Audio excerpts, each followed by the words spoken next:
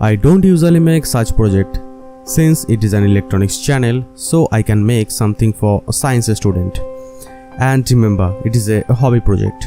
You can say that it is a small robotic car which can drive itself against any obstacle. So friends, are you ready to learn something new? And I am pretty sure you will enjoy watching this video. Let's try to learn how to make it. And with that, I would say, stay home and stay safe.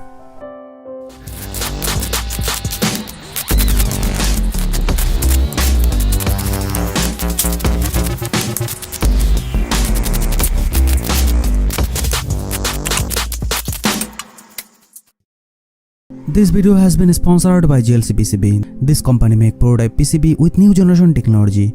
From here you can order up to maximum 6-layer PCB, and most attractive offer, you can choose any color of PCB absolutely free of cost. You can also choose SMT service to save your time or make your work easier. And of course you can enjoy worldwide shipping in just 7 days. All those fun offer you can enjoy for just $2. I must say, for additional information you can visit their website. First, you need 4 wheels, or you can buy them from Amazon if you want. Or if you have a 3D printer, you can also make it with a 3D printer. So I don't want to waste my money, that is why I started designing a beautiful wheel. And when it is done, I painted it through a 3D printer. It took quite a while to make. After painting the 4 wheel, now we need to put rubber grip in this wheel so that the wheel can generate enough friction. So that is why I will take rubber off the wheel of a children toy car. You can't put this rubber grip if you want. Then I will put the rubber grip in this wheel that I made earlier. Now after then I need 4 gear motor for 4 wheel. So in that case you can also buy gear motor from Amazon. But I want to build my car in a very small space. So that is why I will use a servo motor which is much smaller than a gear motor of this type. But there is a problem here. We all know servo motor cannot rotate more than 180 degree. So I opened the servo motor to fix it. And see, there are some complicated circuit inside which may confuse your brain, but there is nothing to fear. Just open the circuit board just like that. And then you just have to attach the wire to the motor so that it can rotate continuously like a normal gear motor. See guys. Now we need a proper structure for these gear motors in which I can put all those motors and which I will create the size of a car. So guys, with that in my mind, I tried to create a design again, and as usual it was complete, and when printed through a 3D printer it will look exactly like this. And guys, you can see the structure fits nicely with all those motors, and the structure I can easily attach to any other thing through the nut and bolt. As usual, the thought came to my mind. I remember that I had to make a copper dot board for it which is going to fit in very nicely on it. After then I will fasten the structure to the copper dot board with nuts and bolt. Next, we must have an Arduino microcontroller to run it. I decided to use the Arduino Nano here. Guys, we all know the microcontroller provides very little current signal, which is not suitable for running any motor directly. But here we have to run 4 servo motors.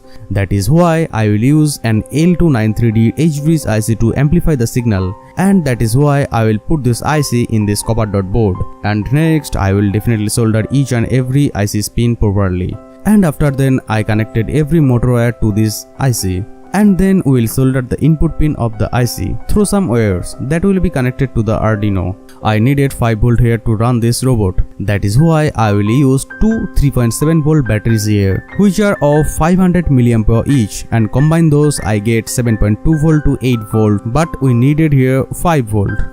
That is why I will use 7805 regulator IC for voltage regulator, which I will put in this copper dot board, and definitely I not forget to solder this IC pin. After then I will use an ultrasonic sensor here so that the car can move properly by observing obstacle. To make the car look more beautiful, we make a box for this ultrasonic sensor which is made by 3D printers, and definitely I will put it inside this box. After then I will add it to red LED light in the box of the ultrasonic sensor. As a result, it will look more beautiful. Other hand, this ultrasonic sensor to be able to observe from 0 to 180 degree. So that is why I will use a servo motor here. And I also keep an eye on the horn of this servo motor so that it can be easily attached to the box of the ultrasonic sensor. As usual, I will feed the servo motor into another board and tighten it with some screw. Next, I will put my Arduino in this female socket on this board. After then, I soldered all the input wire from the edge bridge. Those wire will attach to the Arduino digital pin 2, 3 and 4, 5. Next, we will attach ultrasonic sensor with analog pin 3 and 4. And don't forget to attach servo motor that will be connected to the digital pin 11. You will find all the circuit diagram in the description box as always. And finally, I set the ultrasonic sensor to the servo horn. After then, I will attach a switch to turn this car on and off. Next, I will connect the battery to this board. Guys, eventually all my connections have been completed correctly. Even I have made some stand to make this robot look more beautiful, which I will insert into this nut. As a result, it will look more beautiful.